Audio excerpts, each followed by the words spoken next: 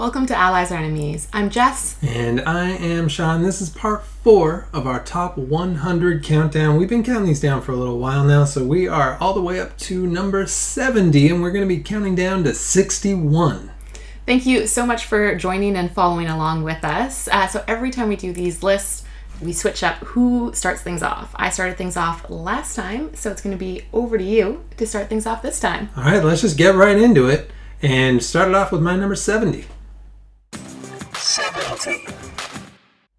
My number 70 is Abyss, and Abyss is a game with it's got a cool theme of under the sea theme, and it's got this really cool dark aesthetic to it, and it's really a fairly simple set collection game. So you're collecting up, first of all, these small cards, which are your allies, and they're kind of sea creatures. Then you're using them to bribe these larger cards, which are lords, and they're all part of like a corrupt under the sea government, and then you use them to gain these locations, and those really just give you points. And then once you've got 7 lords, you add up how many points you've got from all that stuff, and that's basically the game. But it's got these really interesting like points of interaction, I guess, where especially with the allies. So anytime you take an ally, you flip over cards one at a time. But any of your opponents, or usually just your opponent, can steal one of those, but only one. And I'd have to give you a pearl. And you have to give me a pearl, which is not a good deal. So it makes this interesting decision of like, how many do I want to flip? Because if I flip one that's too high, they're going to steal it. But then after you flip that, even after they've stolen it, if you keep flipping until you get like a good one, all the rest go into these pots, kind of, and then they can still take them. Yeah, so it's a bit risky to flip a lot of them because then you're making a lot of cards available. Yeah, exactly. And so this is one we got fairly early in our collection, and we still play quite a bit. Yeah, I really like the look of this. Like, the lords look great. The represented by kind of the cover. That whole look is awesome. And it is one I think we would play with somebody who's pretty new to board gaming because it's easy to explain and easy enough to just sit down and start playing too. Yeah, but we still do play, and we got the Kraken expansion, which helps add a little bit to it as well, which has really kind of kept it in rotation for us. Yeah, that's helped with that. Yeah, but that one is my number 70. My number 70 is Prodigal's Club, and this is a worker placement game, but like most worker placements where you're gaining resources, this one you're trying to lose everything. So you start off really rich, really well connected, really popular, and there are 3 different boards that you can play with. Usually you only play with 2 of those 3 at once, and one of them is you're trying to lose the election, you're trying to lose all of your money and all of your possessions, and the other one is you're trying to lose all of your friends and all of your like societal connections. And so I'm just so sold on the theme, and I love the challenge of having to try and get either of those 2 tracks you're working on. You have to get them both down to like 0 or negative numbers. Yeah, because you get scored on the one that you do the least. Well, it's kind of, this is hard to explain because you're trying to do poorly. So it's the one that you do the least bad at, but in doing bad you do good. So the least bad is actually bad, if that makes perfect sense. Yeah, so if you had like a 0 and a 4, you would score the 4. That is a much better way of explaining that. But it is really cool with the modular boards, because if you're doing the election / the losing your friends, the society, that's a totally different game from if you're doing election and possessions, or the other 2. And you can play with all 3, but That gets really tricky, yeah. It's hard to keep track of all 3 tracks. Yeah, I think the 2 really nice balance. And I love the artwork. I wasn't sure about it first. It's like a 1970s newspaper cartoon, but I think it actually fits really well too. It does fit with it, yeah. So that was my number 70. My number 69 is Cartographers, and I'm a huge fan of roll and write games and just the whole genre. This isn't quite a roll and write because it's a flip and write, but it's still within that realm. And this one is part of the role player, like, shared... The D&D world of role player, yeah. Yeah, the like MCU of role player. And it's like I said, it is a flip and write, but it's also a little bit of kind of a polyomino tile placement game, because each turn what you're doing is you flip one card and then everyone has to draw that shape. So you're drawing these shapes into your kingdom, and they're going to be like forests or towns or whatever. And it's really cool if you've got pencil crayons. It looks great with all the colors and all the shapes, and at the end your whole kingdom is all colored in. It's great like that. It's really fun to just draw the little trees in green and draw the houses. You always steal the red, so I have to draw them in pink. Which is fine. It looks cool, and like the orange fields and everything. And then there's the fun thing, which I know you love, of the goblin cards too. Well, I don't love it because you're so mean to me with it, but it does add an interesting element of interaction, because when the goblins attack, you have to switch pieces of paper and then draw them in on the other person's sheet, and you try and do it in the most kind of inconvenient way possible, and it can result in a lot of negative points. So that adds a whole nother element. Yeah, it is. It really feels like mischievous to be able to take someone else's town and then put this little thing in it that they really don't want. Yep.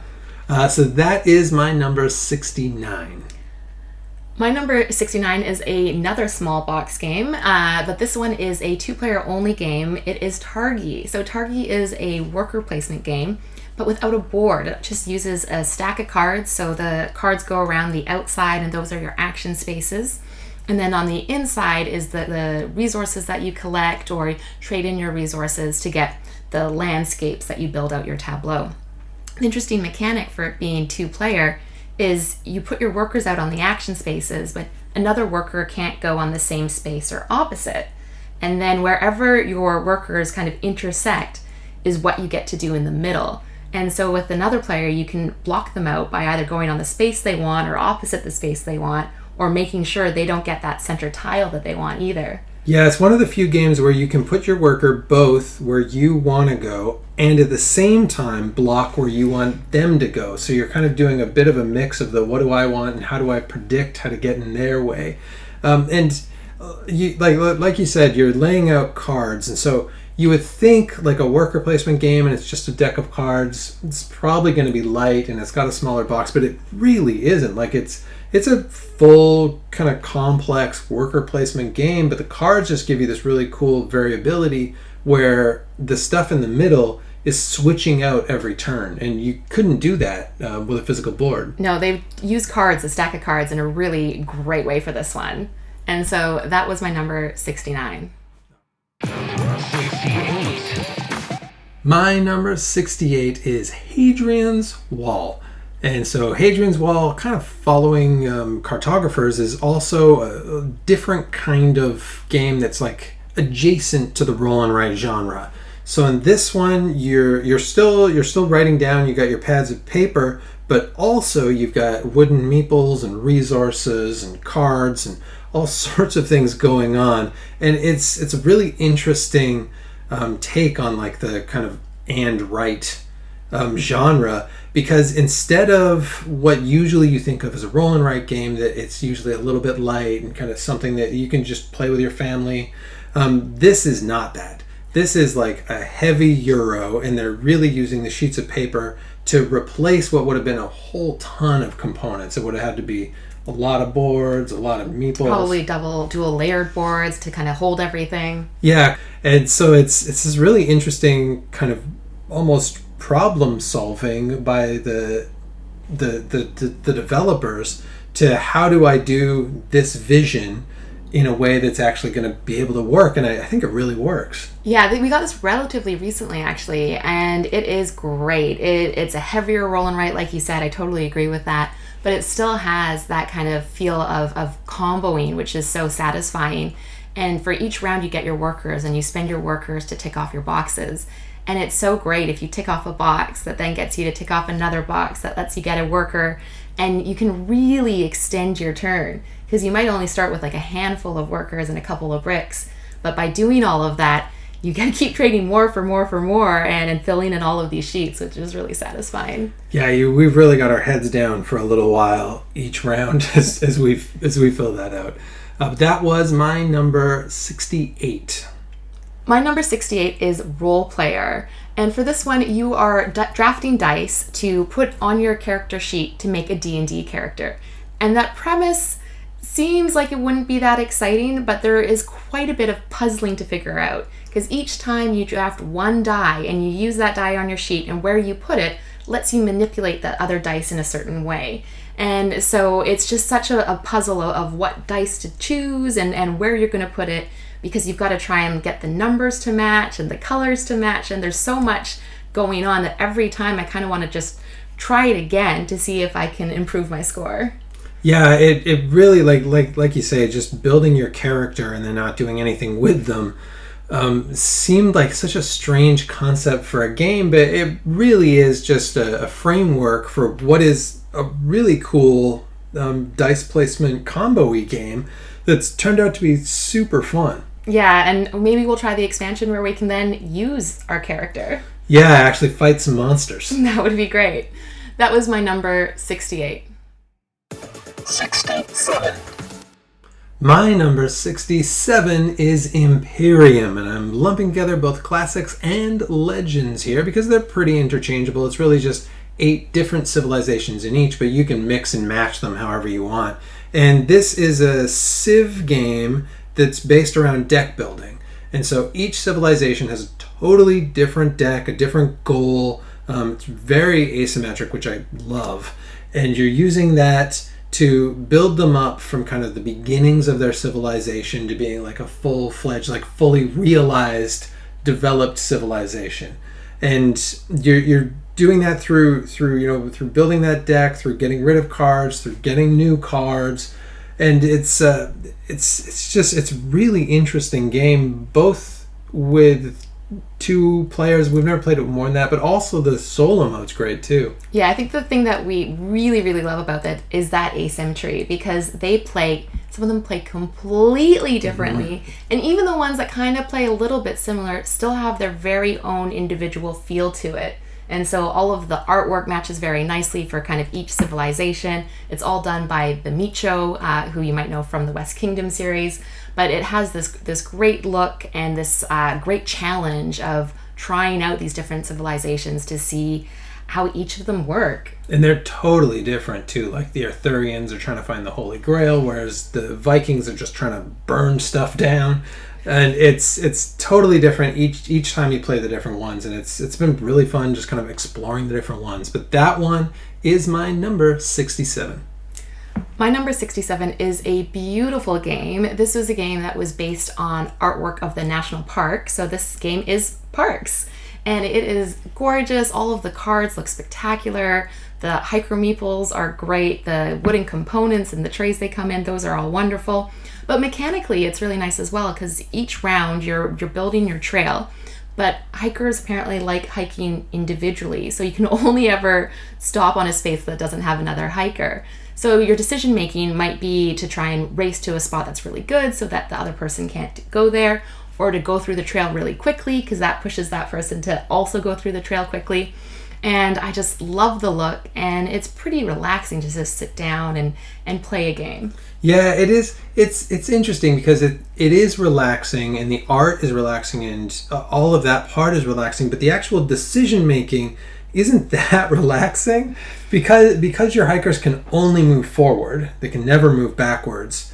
And because you can share space once, because you can build a campfire and have your friends. Social opportunity, yeah. Yeah, once per hike.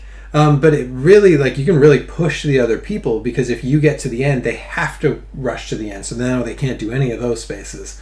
So you kind of have to pace each other, deciding when you're going to take resources and when you're going to do the other things. It is a light game, but it's got, I think, more decision making than people give it credit for. Yeah, so it looks great and plays really well. And that is my number 67.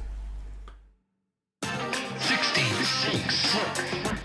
My number 66 is Inish. So Inish is an area control game, which usually isn't a genre that we're especially into, because often it's kind of rolling dice and dudes on a map. But this one is not that at all. This is a card drafting game with a really cool Celtic theme. And you've got a deck of, I think it's 16 cards. Something like that, yeah. And so you draft 7 each. These numbers may not be perfect. And then there's 2 that are put aside each time. So this game gets a lot better the more you play it, because you get a sense of what those cards are. So you know what you have, but you got a pretty good idea of what your opponent has. So you're trying to kind of smartly play your cards in an order, because what the cards do is it helps you really take the other areas. So you can remove some people, or you can replace some people, or you can add some people. And it's this cool modular board as well that looks great. And so each space has different powers on as well that you're kind of comboing with the cards. And it makes for this whole real kind of cat and mouse, especially at 2 players. Yeah, and I, like you say, I love the look of it. It looks gorgeous with it. And the strategy of it is really interesting, of what you said, of you might know what the other person has, but because some of those cards are put aside, you don't know for sure. Mm-hmm. So you're trying to do that predicting and then that reacting as well, and that makes this an area control game that is way more up my alley than the typical ones. It's really rare that you find an area control game, I think, that works particularly well for 2 players, and this one's great. Yeah, it works great at 2. So that was my 66. My number 66 is A Feast for Odin. So this is by Uwe Rosenberg. It's a worker placement game that has tons of options available. There's like over 60 spaces that you can put your Vikings out. And you have to make the decision of using a space that costs 1 Viking or up to 4 Vikings. So you kind of have to allocate what is important for you to do right at this time. And every time you get resources, they come as polyomino tiles. And you use these polyomino tiles to fill your main board, which is really your scoring system for this game. And so for this one, at first, I was just getting negative points because I could never get enough resources and things to fill the board. And I just didn't understand how to play, because I thought first you fill your board, then you get other buildings, and then you get islands. It turns out that's totally wrong. You need to get the other buildings, you need to get the islands, and all of those will help you get the resources that you need to cover everything. Yeah, it really, that was kind of our big moment. Is this one was actually in our sales closet, because we weren't sure about it at all, and we were just like, this is so hard. And then when we realized this is a resource management game, it's not like a just fill this board quick game. That made a big difference. And also the Norwegians expansion, because that made it like a lot, it tightened it up a lot for 2 players, and so that made it a lot better too. But yeah, we were totally wrong about this at first. This is a great game. Yeah, and Norwegians definitely helped. I highly recommend that one.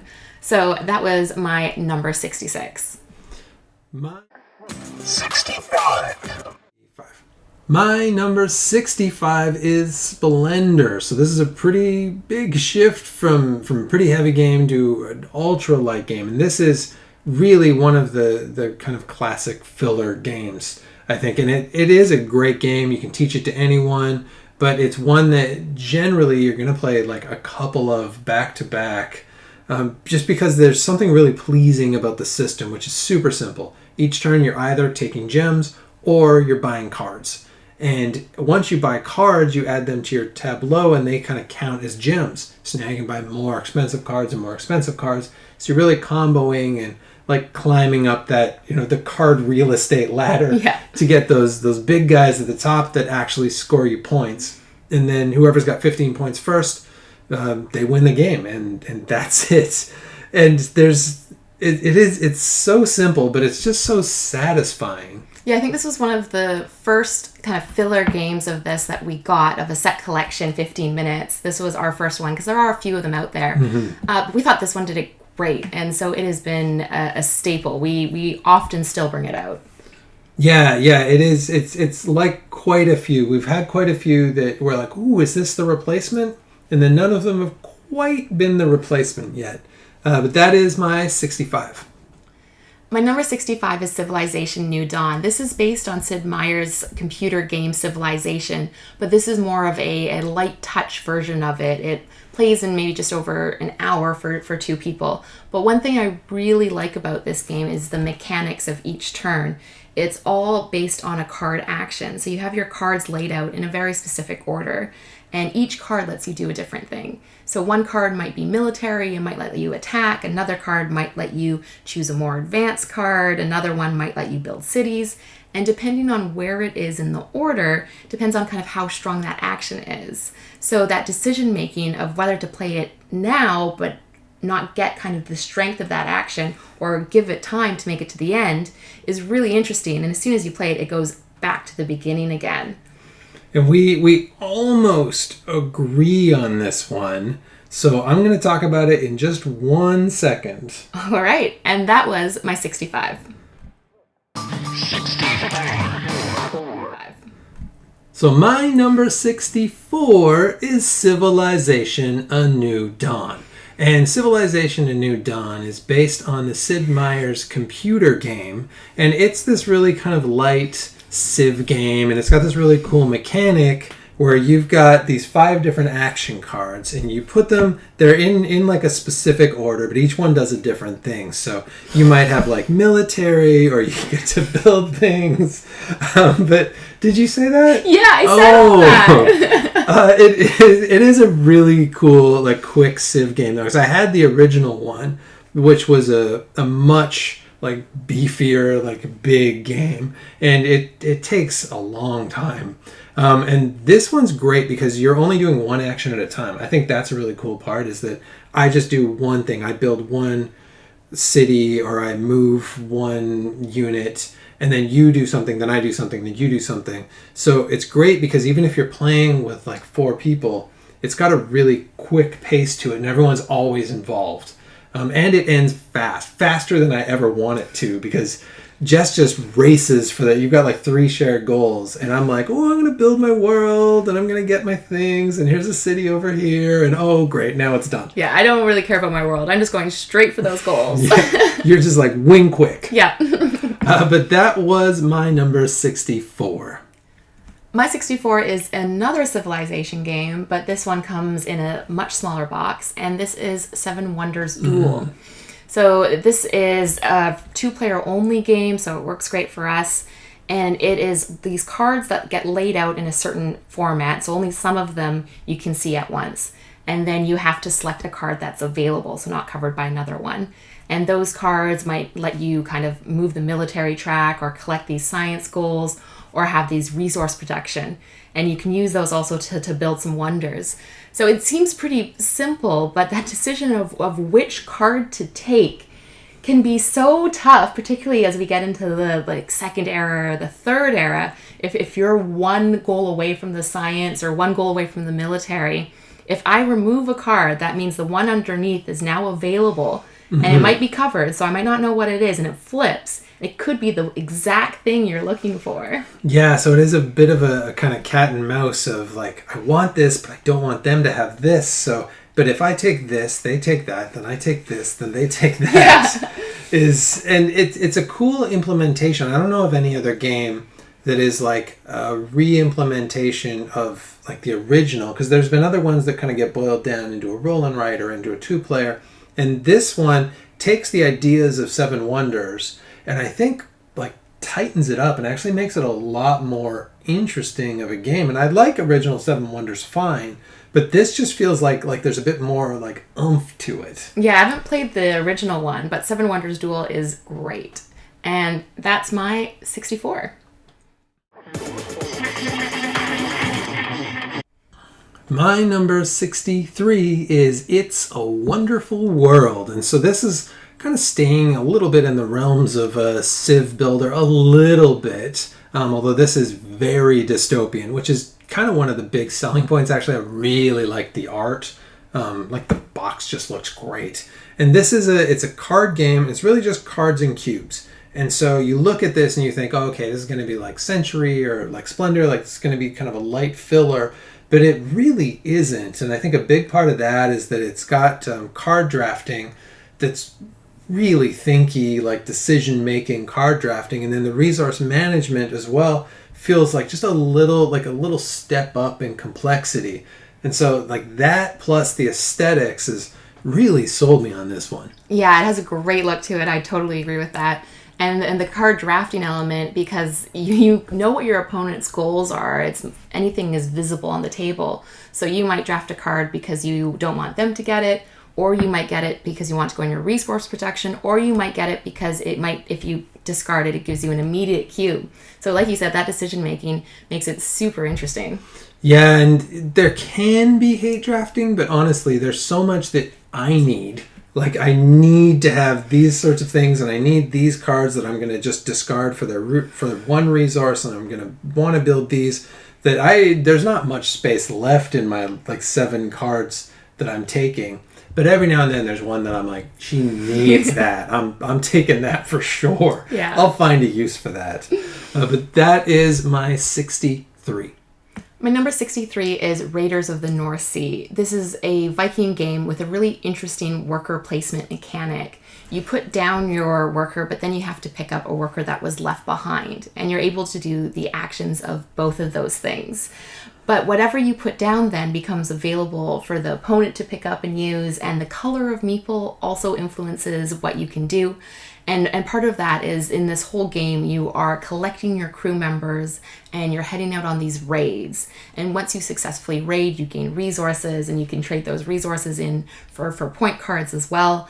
And so there's enough of that element of decision making of what actions do I need and what meeple do I want for my next turn and what am I willing to leave open for my opponents that makes this game really interesting. Yeah, it's the pick up, put down, or whichever way that goes. Mechanic is cool because what you don't think about first is most worker placement games just have a bunch of empty spaces and you're putting things on to block them.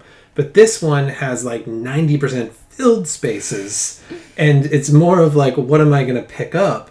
Which is it's like a reverse. It's not so much like a worker placement. It's like a worker unplacement, like a worker displacement game. And it's added to as well with the expansion. We've only got one. There's 2 of them, but we've got the Hall of Heroes one, and that one adds like more spaces and quests, and there are all these different routes to score points as well. Because like the ones who die in glorious battle, that you get points in this Valkyrie track, and you can trade goods for points, and you can do the quests with the Hall of Heroes. And so there's a lot going on in this one. Yeah, and this one definitely climbed up my list once we got that expansion because it added a few different ways of scoring points, which was great. So that was my number 63. 62. My number 62 is Santa Monica. And Santa Monica is a pretty new game. It came out last year, which was honestly a terrific year for games. And this is, it's a tableau builder, and it's got a really cool beach theme to it. And I love the theme, and like the look of it goes a long way to why I like this game so much. And each turn you're getting one card, and you're either putting it on your beachfront or you're putting it on your boardwalk. And those cards, some of those cards have point scoring if like certain cards are next to them or they're in a row of certain cards, and some of them have kind of not really action spaces but like gathering spaces of like a volleyball game or something. And then some cards will give you meeples that are, some of them are townies and some of them are tourists, and so you want to move them to certain places. So like the tourists will like do the beachfront volleyball games, and the townies will do like, I don't know, a food truck or some like cool towny thing. Yeah. And so it's this cool just kind of putting out the cards and then kind of like a light comboing of the cards. And it really is a light game, but it's just such a beautiful game on the table. That's exactly what I love about it, is just the look of it. And and it is light. It ends after 14 cards that you put out. But there's enough to it because each of the cards have icons on it, so you're trying to get them in the right spot for that. And it looks great. It feels nice and chill. Yeah, it really is chill. And there's enough that it's like engaging and it's fun, but it's like it's not too heavy. It's like one that's meant to be played like with beach drinks. Yeah. And like with friends. That's kind of the game that it is, and it does its job well. So that's my 62. My number 62 is Teotihuacan. This is based on an ancient Mexican city. It has a really great look to it, and you're moving dice around the board, but you're not doing it in the typical dice moving way. Each turn, your dice can move 1 to 2 spaces and then perform the action on that space. But the pips of the dice are used to show how experienced the workers are. And the higher the pips, usually the stronger actions that they can take when they're there. But what I really love about this game is whenever you visit a space, if there's other workers there, you have to pay cocoa for it, which is in really limited supply. So that might totally change what you're deciding to do or what resources you're saving up, because you might just only be able to afford to go to an empty spot. And so that decision making changes as your opponents move their dice of what's available. And there's you've got 3 dice as well. So it's not just like you're moving 1 dice around. You've got 3 dice that are in different parts of the board. And when you land on a space that has a lot of people, you also have the choice of taking cocoa for like the number of colors of people that are there. So you've got this thing where it's like, okay, I know I want this one to help me build the pyramid, but I'm going to need 2 wood, so this one's going to have to get me wood. But then I'm going to need cocoa for this one to go there, so this one's going to get me cocoa. But then all the other players move their dice, so then you're like, oh, great, now I got to do... so it's this constantly moving, changing puzzle that has interesting decisions every single turn. And I like, too, that when they get to 6, the dice, they ascend. Yeah. Basically, they die. And then you have a new worker who starts again at 1 and builds up again. Yeah, and you get a bonus every time they ascend, so that's always like a great thing to do. And it has a great look and really interesting mechanics. So that was my number 62. 61. My number 61 is War of the Ring, and this is totally kind of out of character for me for a game, because this is just a straight up dice chucking dudes on a map game filled with plastic pieces. But the theme, it does the theme so well. I don't know if there's another game that's like this, like entrenched in its theme, because it's a Lord of the Rings game kind of first and foremost. Like if you change this to, I don't know, like snails and donkeys instead of, I don't know why it would be those two, but let's just say the Fellowship was snails and Sauron was donkeys, you would still be like, this is Lord of the Rings. They're just doing Lord of the Rings with snails and donkeys, which is a weird choice.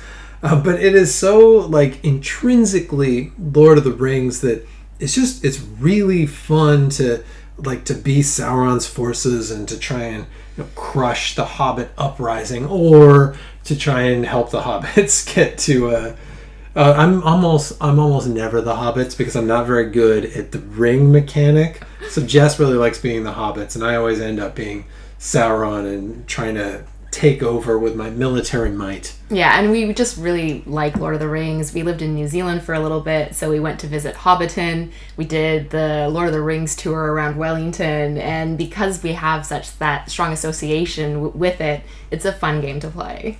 Yes, that is my number 61.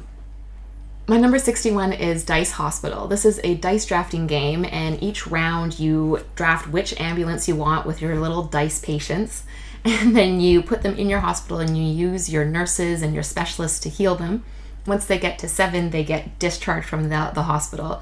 It's a fun little puzzle that you're trying to figure out, and both of you are doing it, or all of you are doing it at the same time, which is great because it can take a while, particularly if like halfway through the game you might have 8 patients that you're dealing with at the same time. Yeah, and it's such a, like, the theme is kind of a downer because it's a hospital, and if you don't deal with them, they'll die, and the rooms are like very real, but it is cool, and it's a fun puzzle, and each round you add either a room to your hospital or you add a specialist, which is a tough decision to make. And so you're slowly growing that, and your hospital is getting more complex, and you've got like more trouble going on in your hospital as your patients are slowly getting sicker, and you're trying to heal them, and you're trying to get a bunch out at the same time. And so it's great for that puzzle aspect, and I really like that it's simultaneous action as well. Yeah, and we just picked up the expansion for this too, which adds 3 different modules that you can incorporate, so that's been really great to explore as well. And that's my 61. And that is it. That brings us to almost the end of the 60s, but next time we're counting down from 60 to 51, and we're about halfway through. Just about. That will be exciting. If you've been following along, thank you so much for watching. Please leave a like if you've played any of these games. Maybe put in the comments. We'd love to know what games you've played, and we'll see you again next time.